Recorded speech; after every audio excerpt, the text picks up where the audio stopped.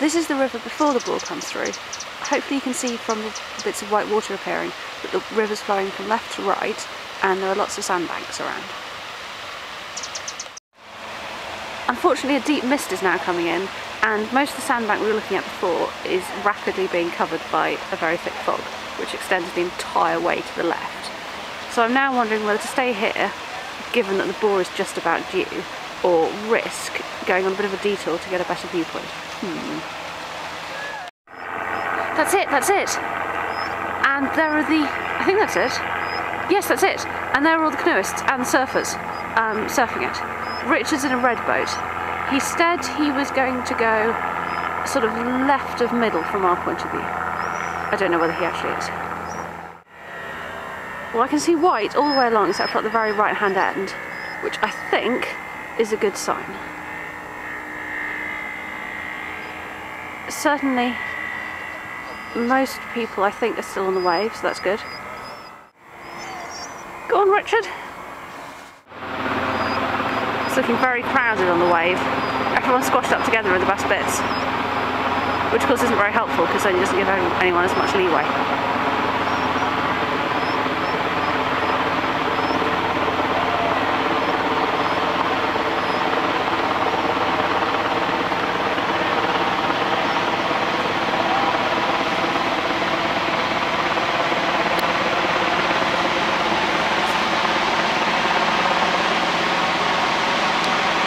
I can see a red boat. I'm not sure if it's Richard's. Actually, I can see two red boats.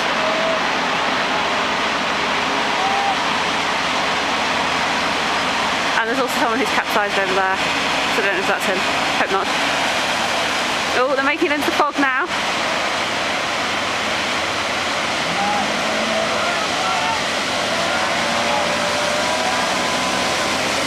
Ooh, that's quite a wave.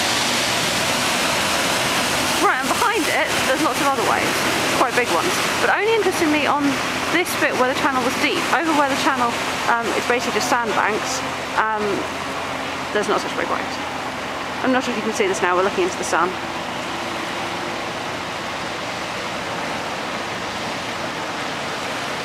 Here on the right, somewhere there, is a speedboat that's going along. I think they're probably picking up surfers that fall off and taking them to ahead to catch up the wave again. You probably can't see anything at all there, so I'll stop recording. Well, there's definitely no sign of any sandbanks now. Well, so the Bore's just gone past, and hopefully you can now see that the water is shooting by to the left, and is also very much higher than it was. Well, this rather gloomy vision is of the river covered in fog and whistling past. I'm now sitting here waiting for Richard, who hopefully is going to be able to make it back again, because otherwise he has an inordinately long walk. But I'm a bit worried. Yeah, I think by now he's clearly been swept past, so I don't know where he is really. Oh well, he'll hopefully make it back eventually. But yes, the reason you can't say anything is because it is that fog.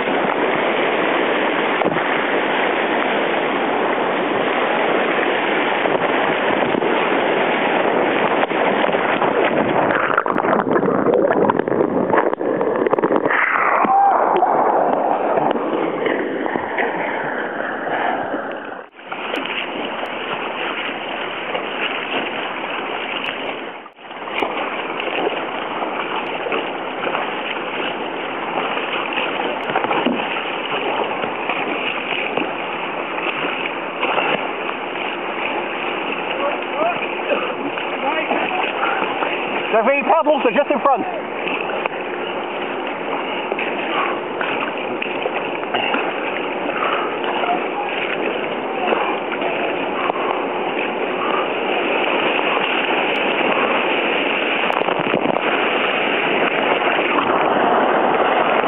Oh, sorry.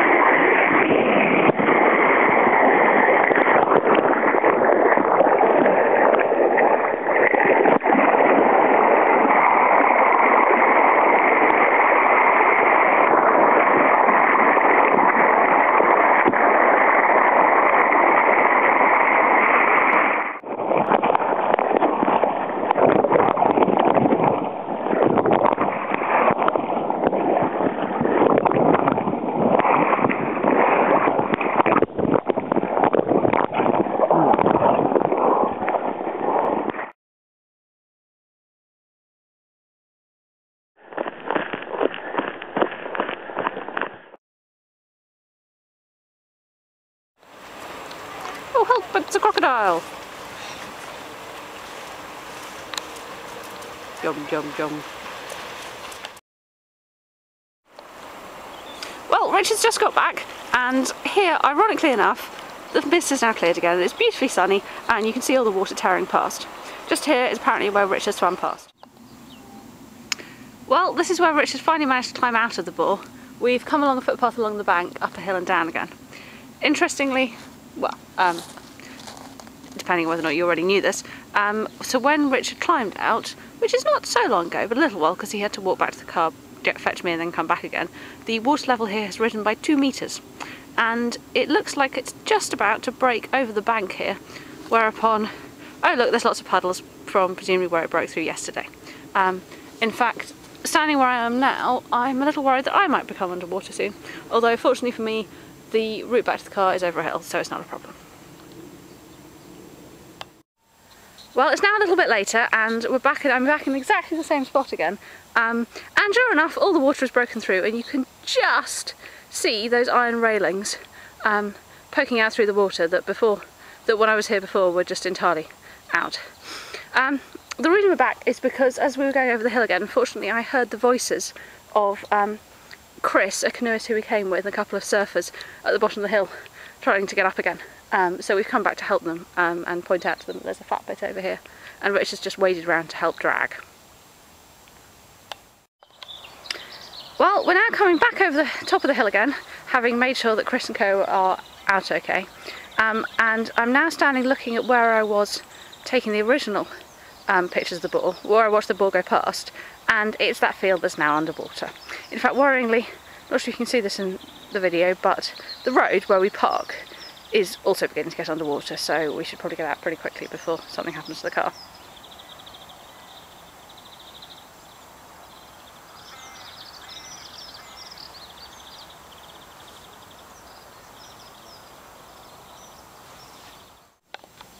Well, this is where they got in to start with. Here's Richard sitting on the wall having a well-earned banana, and yes, this is what the water looks like. That's where they nipped over the wall to start with, and that's about where I took the picture at the beginning of them all paddling off.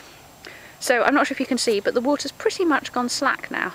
It's just ever so slightly starting to drift downstream again. So that's the end of the bore then. Very sad.